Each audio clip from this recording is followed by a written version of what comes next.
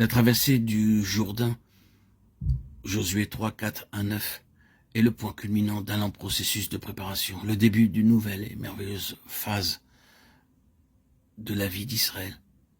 De plus, et le Nouveau Testament le confirme abondamment, nous voyons que c'est une présentation de la vie des enfants de Dieu s'appliquant à notre propre temps. En effet, le Nouveau Testament relate cet incident dans la vie d'Israël et déclare que c'était un type ou un symbole et que sa réelle signification, sa signification spirituelle concerne le chrétien ou celui qui voudrait l'être. Ainsi, pour nous aujourd'hui, dans notre situation actuelle, considérons bien cette partie du livre de Josué, car elle s'applique à nous.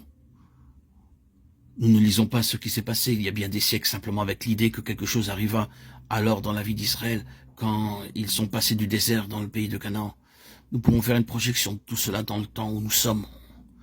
Nous introduirons cela en disant que c'était en ce temps-là, mais que c'est aussi vraiment maintenant.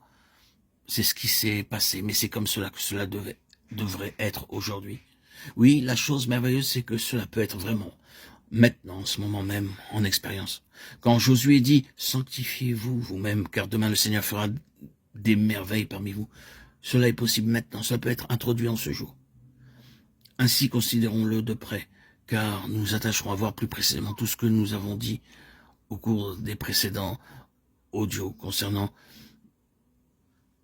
la voie à suivre. Tout d'abord, souvenons-nous de l'objectif qui était en vue dans cette transition, dans cette traversée du Jourdain. Nous en donnerons l'interprétation spirituelle. C'est une illustration de la vie, de résurrection et de l'union céleste avec Christ. C'est cela l'objectif pour lequel Dieu nous a appelés à être son peuple. C'est précisément la chose pour laquelle le Seigneur nous a tous appelés par sa grâce. La résurrection et l'union avec Christ. L'union avec Christ sur le terrain de la vie de résurrection. Et non seulement cela, mais l'union avec Christ dans sa vie céleste par le Saint-Esprit. Cette union avec lui comme c'est vrai dans le ciel avec tout ce que cela signifie.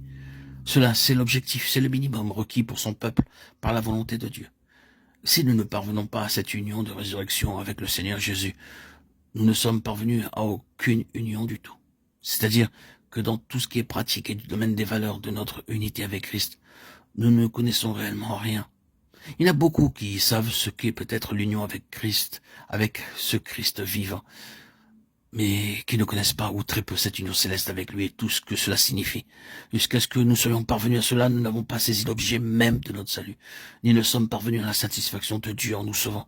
Nous devons voir ce que cela signifie.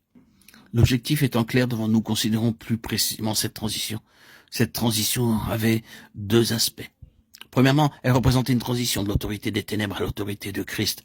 Jusqu'alors, ce peuple avait été sous l'autorité des ténèbres, et cela malgré le fait qu'il était sorti d'Égypte depuis des années. Bien que depuis longtemps, hors d'Égypte, l'Égypte venait juste seulement de sortir d'eux.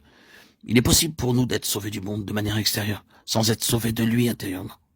L'Égypte avait maintenu sa puissance intérieurement en eux au cours de toutes les années de désert. Cette génération était constamment disposée à revenir vers l'Égypte. Que ne sommes-nous morts par la main de l'Éternel dans le pays d'Égypte, murmurait-il. Exode 16:3. Or, si nous étions restés en Égypte, c'était encore à l'intérieur et il y avait une emprise sur eux. Ils en avaient gardé le souvenir et s'imaginaient pouvoir être satisfaits là-bas.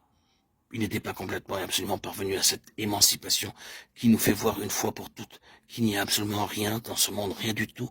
La pensée même en est répugnante, elle est haïssable. Cette pensée même signifie désolation. Ils n'étaient pas parvenus à ce stade. Il en est ainsi même chez les chrétiens, car parfois, sous la tension et la pression, ils se mettent à penser qu'il serait bien mieux s'ils revenaient vers le monde. Ils auraient une meilleure vie. Mais le Jourdain avait réglé cela, malgré tout ce qui avait pu être traîné et tapi en eux au cours de toutes les années de désert. C'était fini avec le Jourdain. Cette autorité, cette servitude intérieure était enfin brisée au Jourdain. C'était une transition, la transition complète de l'autorité des ténèbres par analogie à l'autorité de Christ.